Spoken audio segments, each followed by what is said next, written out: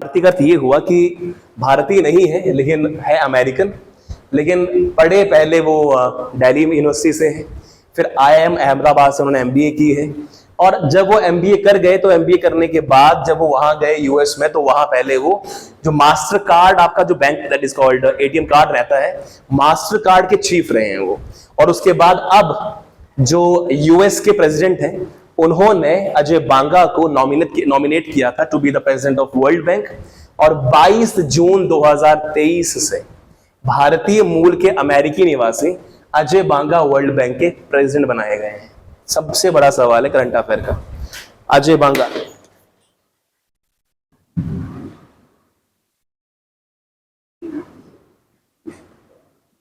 अजय बांगा और with the same ये सरदार हैं,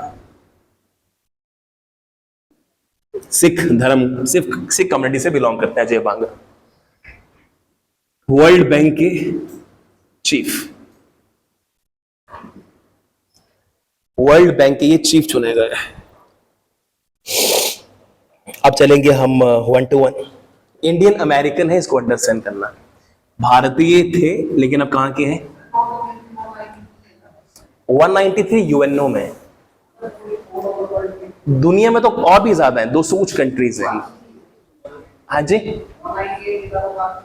देखिए बाकी कंट्री जो है ना, कई बार ऐसा होता है कि उनकी फॉर्मेशन दुनिया नहीं मानती है। एग्जाम्पल के तौर पे कई देशों में उनकी कैपिटल्स क्या हैं ये कुछ देश मानते हैं, कुछ नहीं मानते हैं। जैसे यूएस का मानना है कि मैं उसको कंट्री नहीं मानता, इंडिया मानती है, पाकिस्तान नहीं मानता।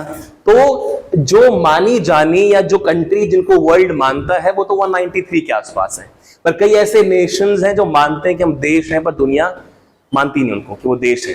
पर हम रैंडम कहते हैं कि 200 कुछ कंट्री के आसपास कंट्रीज मानी जाती हैं वर्ल्ड में। सवाल नहीं बनता ना कभी ऐसा, पर रैंडम 200 कुछ कंट्रीज हैं विश्व में। चलिए अब ऑर्गेनाइजेशंस में हम अगले सवालों पे आते हैं। सिर्फ चीफ, ऑर्गेनाइजेशंस और उनके चीफ लीजिएगा। Number 1 we have UNO, United Nation Organisation. United Nation Organisation का सबसे बड़ा डेजिग्नेशन होता है सेक्रेटरी जनरल। सेक्रेटरी जनरल सबसे बड़ा ओहदा है यूएनओ का। एंटोनियो गुटेरेस, एंटोनियो गुटेरेस इसके चीफ हैं। और अंडरस्टैंड करना, देशों के नाम मत बोलना कि कहां के ये रहने वाले हैं। पुर्तगाल के, पोर्तुगीज रहने वाले ये पुर्तगाल के। एंटोनियो गुटेरेस इनका नाम है। अगर आप यूएनओ का ही अगर आपसे प्रेसिडेंट पूछ लिया जाए, इनका अध्यक्ष कौन है? अध्यक्ष का नाम है इनका साबा कुरैशी, CSABA, साबा कुरैशी। साबा कुरैशी रहने वाले हैं हंगरी के। प्रेसिडेंट ऑफ यूएनओ साबा कुरैशी, जो रहने वाले हैं हंगरी के, साबा कुरैशी। चलिए next organisations we have is IMF। जो वहां लिखा आपने, तो आप IMF के साइड में लिखिएगा क्रिस्टियानो जॉर्जीवा जो है इनकी चीफ है।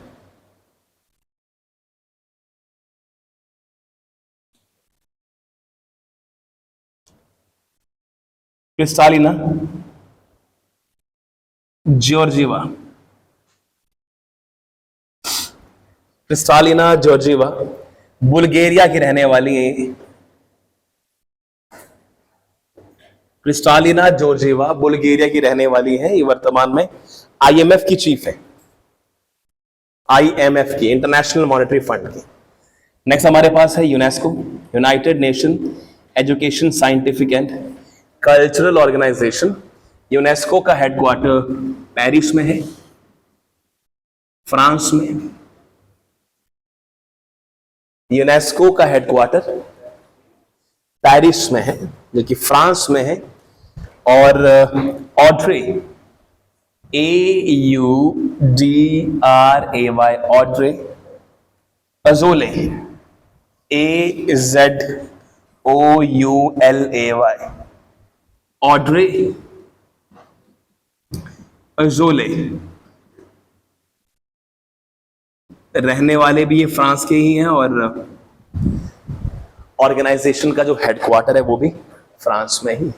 UNESCO, United nation education scientific and cultural organisation, जिसका हेडक्वार्टर पेरिस फ्रांस में है।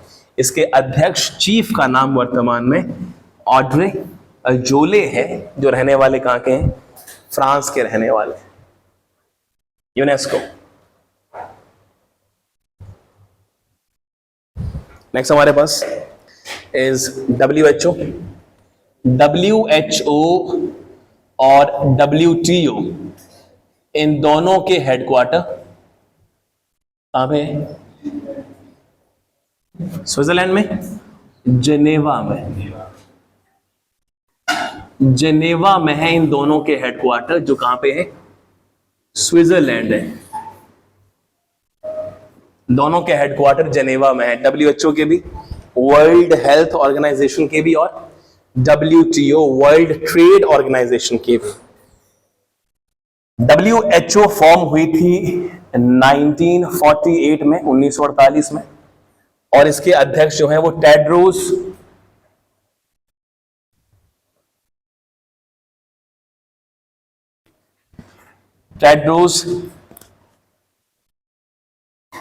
गिब्रेयस है। GHEBREYESOS, यूथोपिया के रहने वाले हैं। गेब्रेयस, टेड्रोस गेब्रेयस, WHO के चीफ। WHO को फॉर्म किया गया हुआ है 1948 में। WTO वर्ल्ड ट्रेड ऑर्गेनाइजेशन, जो फॉर्म हुई है 1995 में। WTO, नजोजी ओकोंजो,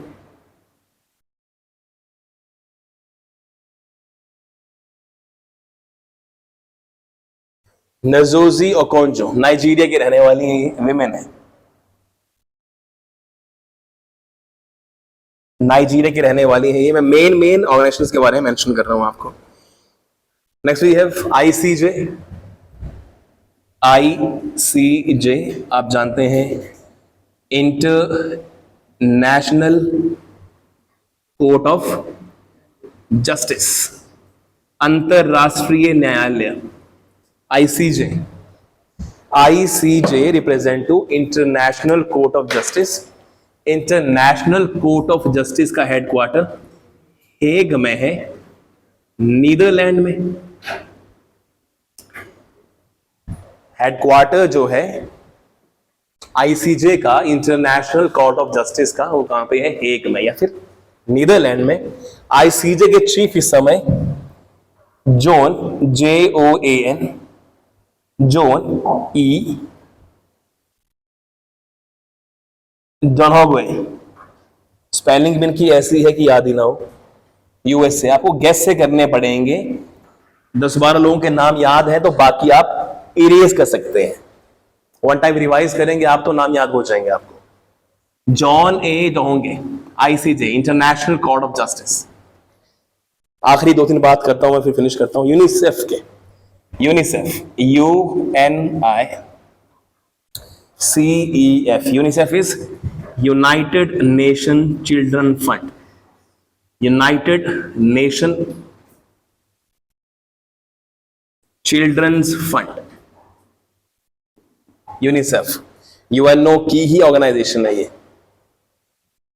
यूनिसेफ का हेडक्वार्टर जो है वो न्यूयॉर्क में है। यूनिसेफ का हेडक्वार्टर न्यूयॉर्क में है और चीफ का नाम है Catharine, CATHARINE, Catharine Steiner, STEINER, जो रहने वाले हैं USA के। Catharine CATHARINE, Catharine Steiner, STEINER, Catharine Steiner USA के रहने वाले हैं।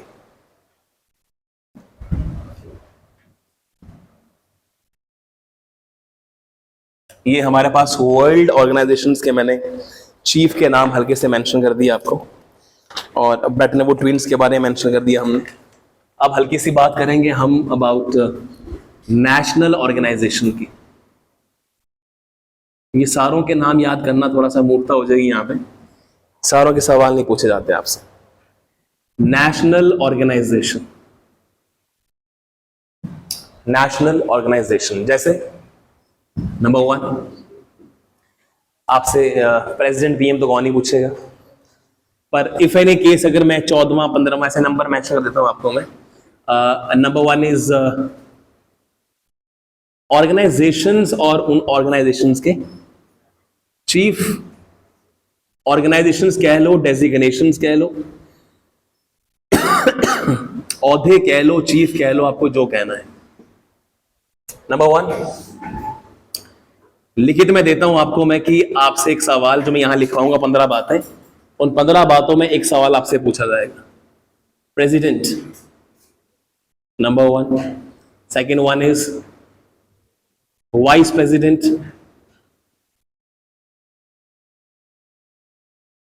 then we have prime minister,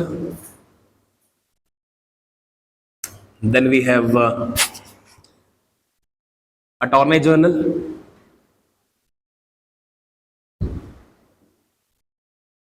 Hindi में कहें तो महान्यायवादी, महान्यायवादी। Fifth we have is CAG,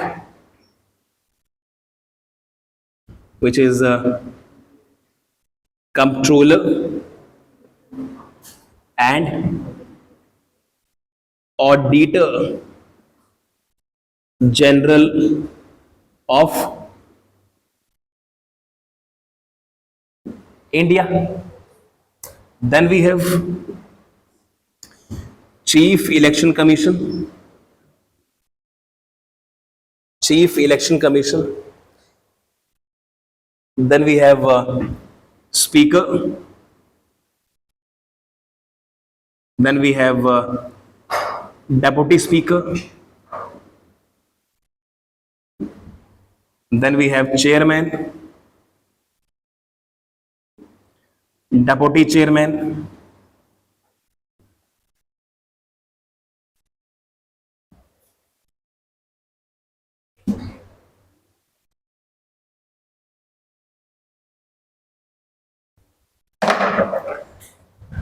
national security advisor,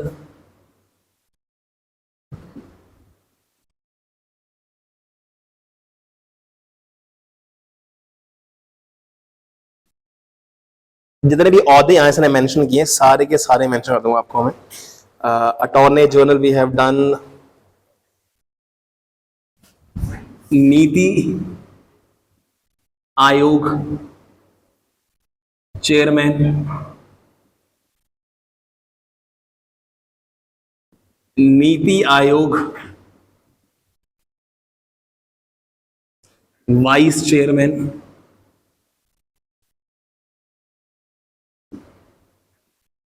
नीति Aayog CEO,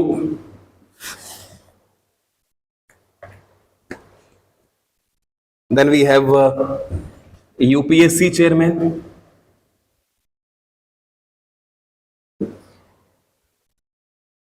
law commission chairman. 100% सवाल आएगा यहां से, 100%, इसके बाहर सवाल आ सकता ही नहीं आपको।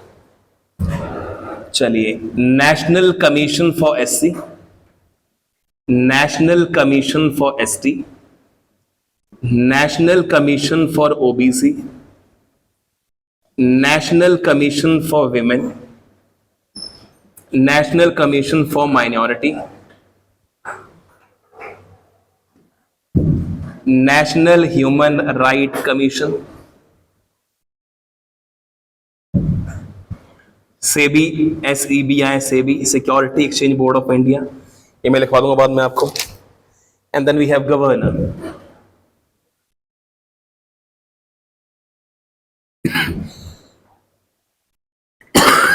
That is of RBI। कोई और लेट मी चेक बचाओ, women backward classes, SC ST, 7th pay commission last. Seventh pay commission.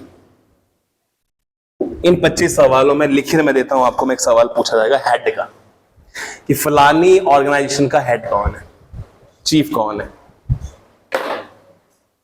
Pure gold है 24 कैरेट का।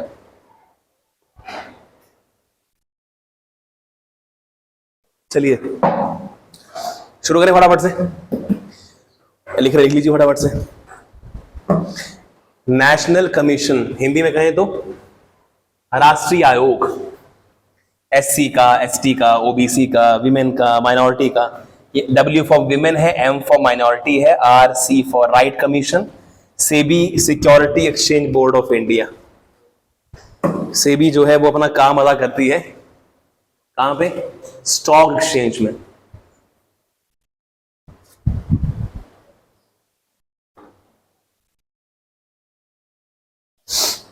चले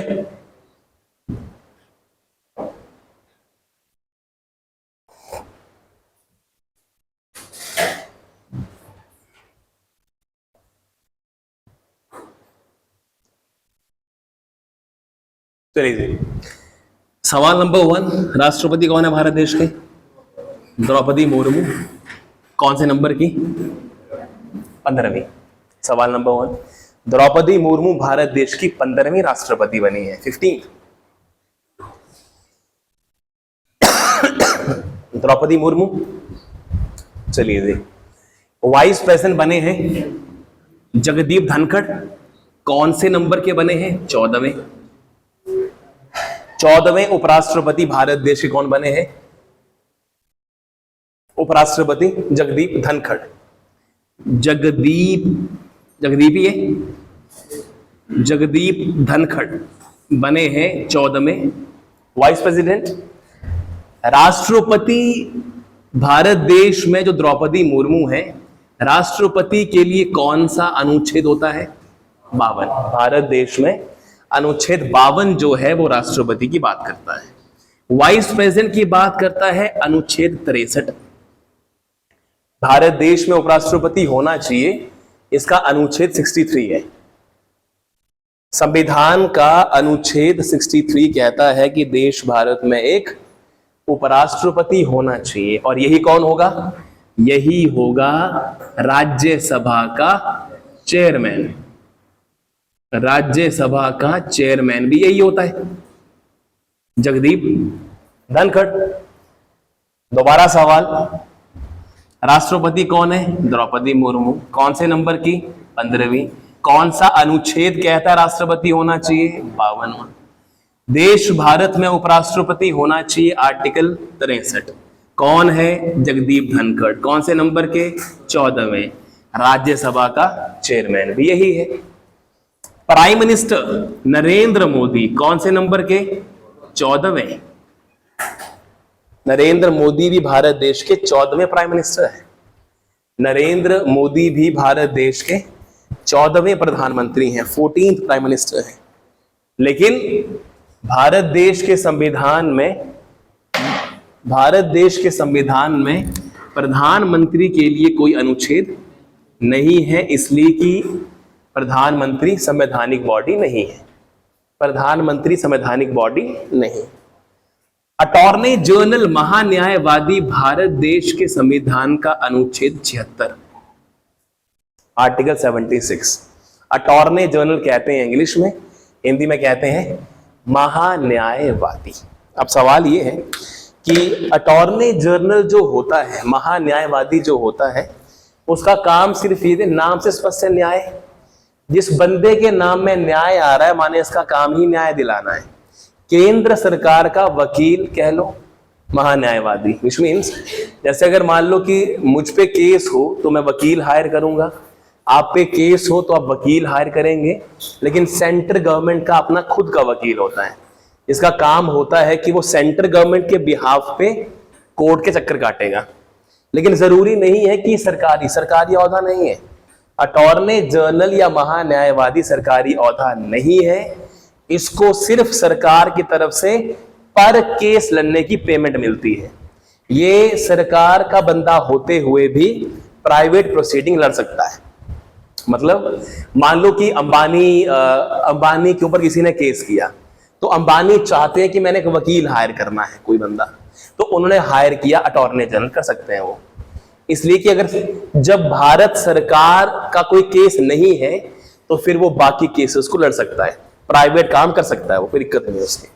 अटॉर्नी जनरल हमेशा सुप्रीम कोर्ट का या तो वकील बनेगा या सुप्रीम कोर्ट का जज, क्योंकि न्यायवादी है और जुडिशरी का बंदा होना चाहिए वहां पे। लीजिएगा, महान्यायवादी या अटॉर्नी जनरल वर्तमान में आर वेंकट रमनी है। आर वेंकट रमनी, भूलना मत इस नाम को। आर डॉट वेंकट रमनी वर्तमान में महान्यायवादी हैं। R Venkat Ramani, R Venkat Ramani, side में लिखना है, कहीं अगर दूर लिख सकते हैं तो। आर वेंकट रमनी संविधान के लॉयर रहे हुए हैं, संविधान के सर्वोच्च न्यायालय के लॉयर रहे हुए हैं, संविधान के सर्वोच्च न्यायालय के लॉयर रहे हुए हैं। क्या नाम है इनका?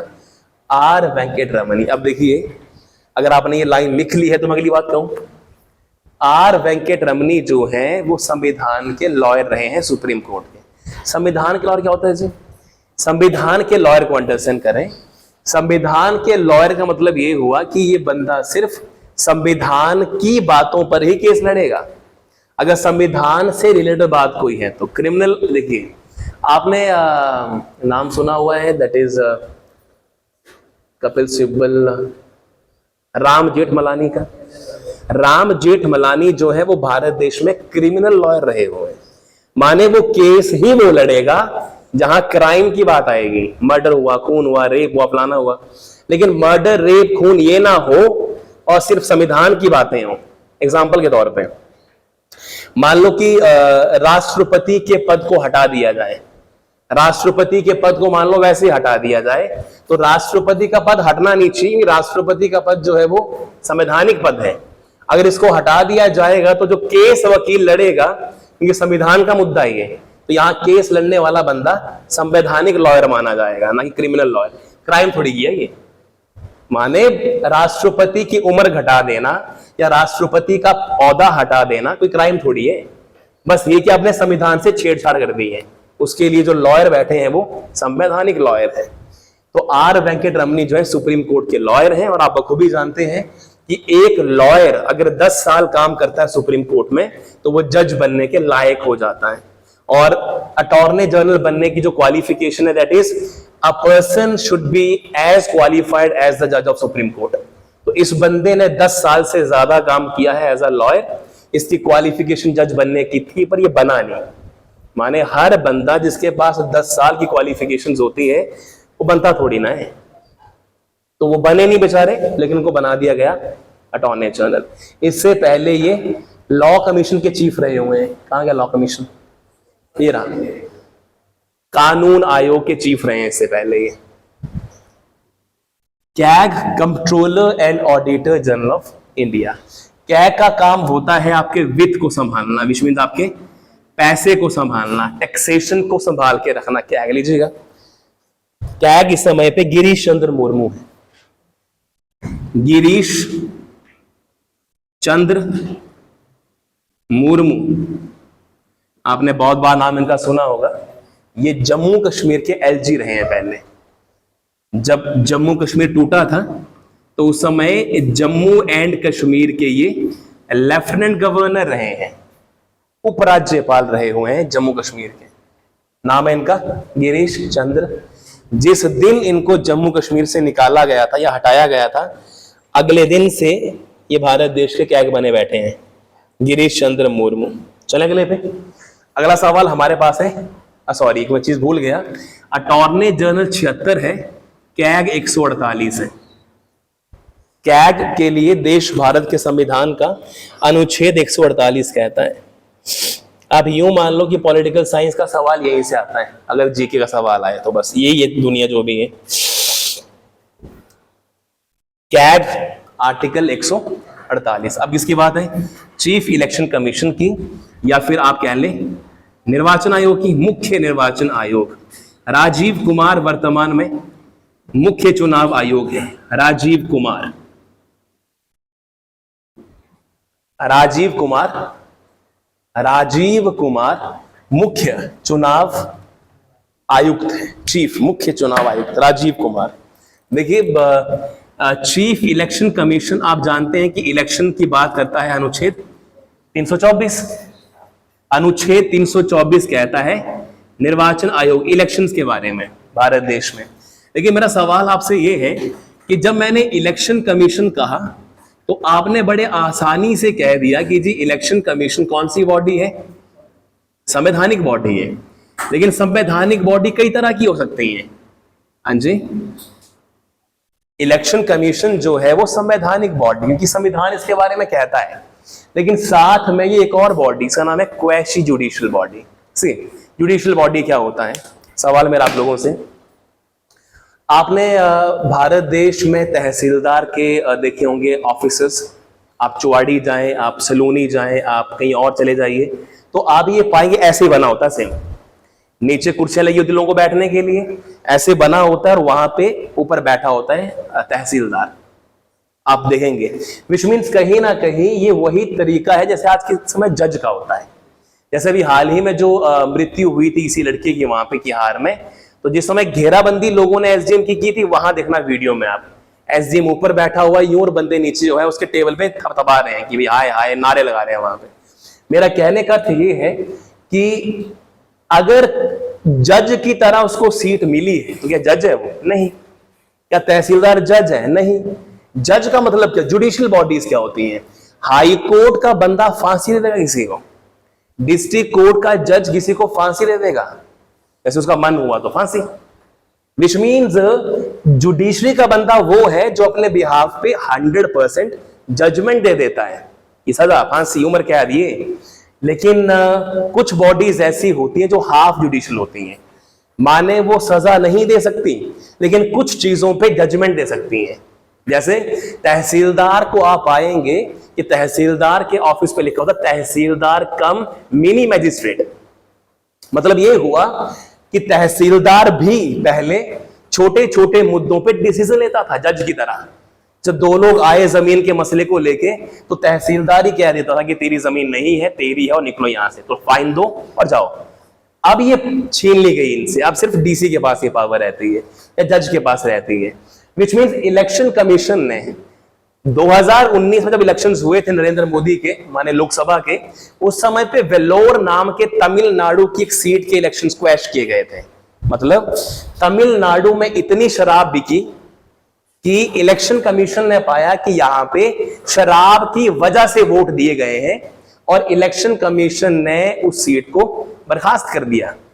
543 सीटों पे इलेक्शन हुए भारत देश में और रिजल्ट आया 542 का।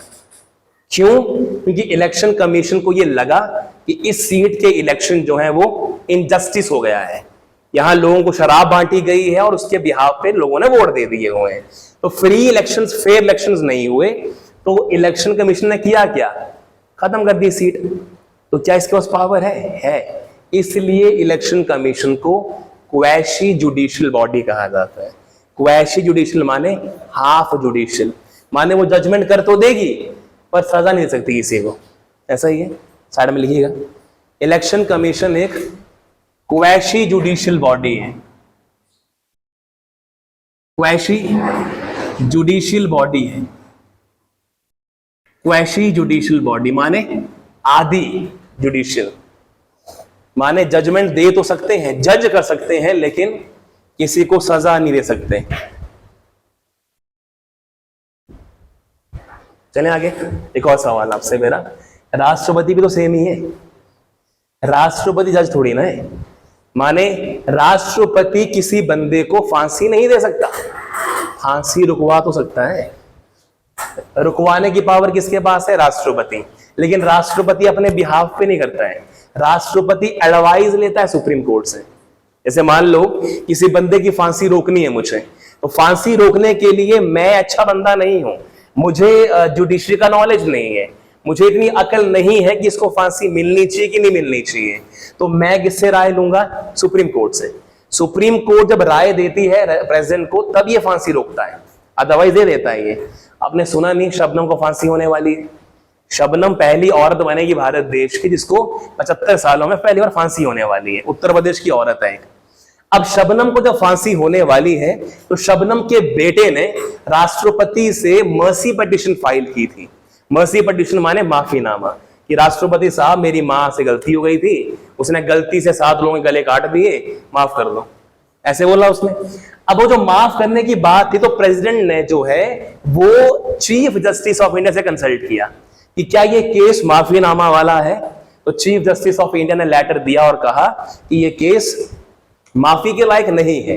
Then chief justice of India के उस एडवाइस पे प्रेसिडेंट ऑफ इंडिया ने मर्सी पिटीशन कैंसिल की और अब उस औरत को फांसी होगी 2 महीने के अंदर। तो कहने का तो ये है कि प्रेसिडेंट भी हाफ जुडिशियल बॉडी है संवैधानिक बॉडी पर है हाफ जुडिशियल। समझ पा रहे मेरी बात को? चलो आगे हमारे पास स्पीकर ओम बिरला साहब।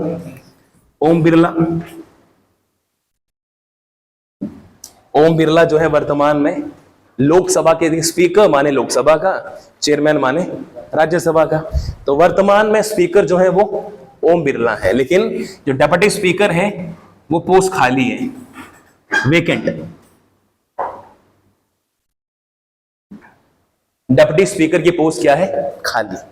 आपसे पूछा जाए कि वर्तमान में लोकसभा का उपाध्यक्ष कौन है, 3 बंदों के नाम दिए जाएंगे, चौथा खाली, none of these, option will be none of these. Reason ये है कि अभी तक डिप्टी स्पीकर के इलेक्शंस हुए ही नहीं।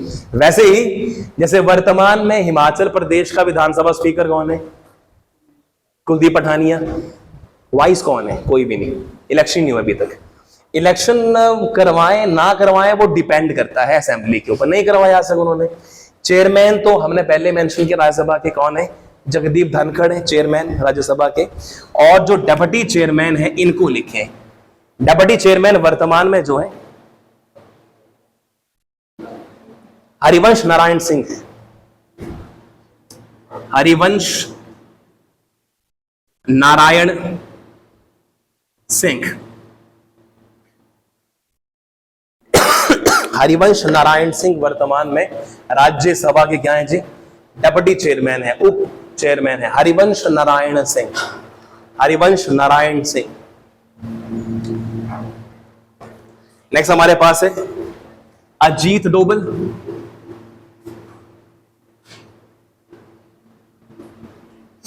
अजीत डोभाल जो है वो नेशनल सिक्योरिटी एडवाइजर है। जम्मू कश्मीर में कोई इशू होता है, लद्दाख में कोई इशू होता है तो इनसे कंसल्ट किया जाता है, क्योंकि ये नेशनल सिक्योरिटी एडवाइजर है। एडवाइस देते हैं ये भारत देश की सिक्योरिटी पे। अजीत डोभाल कहा जाता है कि भारत देश के सबसे पावरफुल पर्सनैलिटीज में से एक है अजीत डोभाल। नीति आयोग के चेयरमैन प्रधानमंत्री होते हैं, तो वर्तमान में नरेंद्र मोदी साहब है।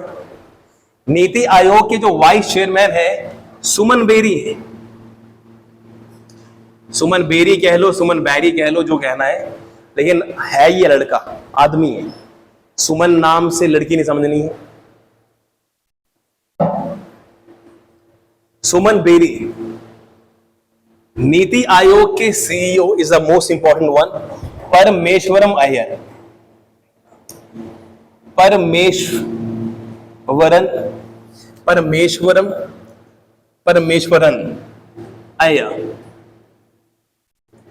परमेश्वरन अय्यर वर्तमान में नीति आयोग के सीईओ हैं ये। परमेश्वरन अय्यर नीति आयोग के सीईओ परमेश्वरन अय्यर। तो फिर मैंने जो कल कहा आपसे अमिताभ कांत, ये कौन है? मैं हाँ जी, पहले थे, चेंज हो गए अब। सुमन बेरी नीति आयोग के वाइस चेयरमैन है और नीति आयोग के सीईओ कौन है? परमेश्वरन अय्यर है। यूपीएससी के लिए आर्टिकल 315, आखिरी बात कह रहा हूं मैं, यूपीएससी के लिए आर्टिकल 315 भारत देश का अनुच्छेद 315 UPSC, union public service commission. Manoj Soni वर्तमान में चीफ है। मनोज सोनी वर्तमान में यूपीएससी चेयरमैन है, यूनियन पब्लिक सर्विस कमीशन के चेयरमैन है ऐसा ही है। ये जो बातें बची हमारे पास, law commission, national commission, human rights, SEBI, फलाना फलाना, इसमें सिर्फ एक बात कहूंगा मैं, लॉ कमीशन जो है वो कानून को रिफॉर्म करने के लिए बनाया जाता है और इसकी अवधि जो होती है वो 3 वर्ष की होती है। माने मात्र 3 वर्ष के लिए चुने जाते हैं लॉ कमीशन। लॉ कमीशन 3 वर्ष के लिए चुने जाते हैं, जिनका काम होता है to reform laws, to reform. मैं सीधी सीधी बात कहूं आपसे, क्या आप ने ये नहीं सुना कि वर्तमान में सुप्रीम कोर्ट ने अपने कई वर्ड्स बदल दिए हैं? सुप्रीम कोर्ट में यूज होने वाले वर्ड्स को बदल दिया गया है, वोकैबुलरी को। मतलब सुप्रीम कोर्ट ने करीबन 55 पेज की डिक्शनरी जारी की अभी परसों, जिसमें उसने अपने वर्ड्स बदल लिए। विच मीन्स एक कोई औरत जिसको पहले कोर्ट में प्रोस्टिट्यूशन कहा जाता था, अब उसको प्रोस्टिट्यूशन ना कह के औरत कहा जाएगा, विच मीन्स विमेन कहा जाएगा। मतलब एक वकील जिस समय कोई बात कहेगा तो वो उन वर्ड्स को यूज नहीं करेगा जिससे एक औरत की डिग्निटी पे आंच आती है, चाहे उसने कुछ भी किया हो, लेकिन the words will be used with full of dignity. इसको अंडरस्टैंड करें आप लोग। देखिए, इस बात को अंडरस्टैंड करो आप कि लॉ कमीशन का मतलब ये है कि एक बंदा बैठा होगा, उसके नीचे टीम बैठी होगी, जिसका काम ये है कि जो वर्तमान में कानून चले हैं उनमें क्या ऐसी चीज लाई जाए जो वर्तमान की पब्लिक से रिलेट करे। ये ना हो कि पब्लिक सोचती कुछ और है, कानून कुछ और तरह के चल पड़े हैं। आज हमारी थिंकिंग विमेन को लेके चेंज है, आज विमेन अपलिफ्ट हो रही है। तो सुप्रीम कोर्ट ने लॉ कमीशन की एडवाइस पे अडल्ट्री को अनकॉन्स्टिट्यूशनल कह दिया, एलजीबीटी हटा दिया। हाँ जी, तो ये सारी चीजें जो हटा रहे हैं कि एलजीबीटी अब सेक्सुअलिटी अलाउड है, prostitution is right to work, कल बढ़ाया मैंने, ये किसके रिफॉर्म है? लॉ कमीशन के। माने आप इतना तो जानते हैं कि दिल्ली में या मुंबई में कई ऐसे एरिया जहां पे कोठे होते हैं, जहां पे कोठे में विमेन बैठती हैं, तो वो पब्लिक के लिए है, but they are allowed by the government. माने गवर्नमेंट ने ऑथराइज किया उनको। और आर्टिकल 21 के अंदर अब prostitution is the right to work. एक औरत अगर कोठे पे बैठती है तो this is as equal as वो दुकान पे बैठी हुई है, ये सुप्रीम कोर्ट ने कह दिया। तो आपसे पूछा जाएगा कि वर्तमान में right to sex work, right to prostitution कौन से आर्टिकल के अंदर घुसाया गया है? 21 में, जिसमें राइट टू प्राइवेसी घुसाया गया था पहले। किसने रिकमेंड किया है? Law commission. खत्म करेंगे यहाँ पे, गैप लीजिए 5 मिनट का।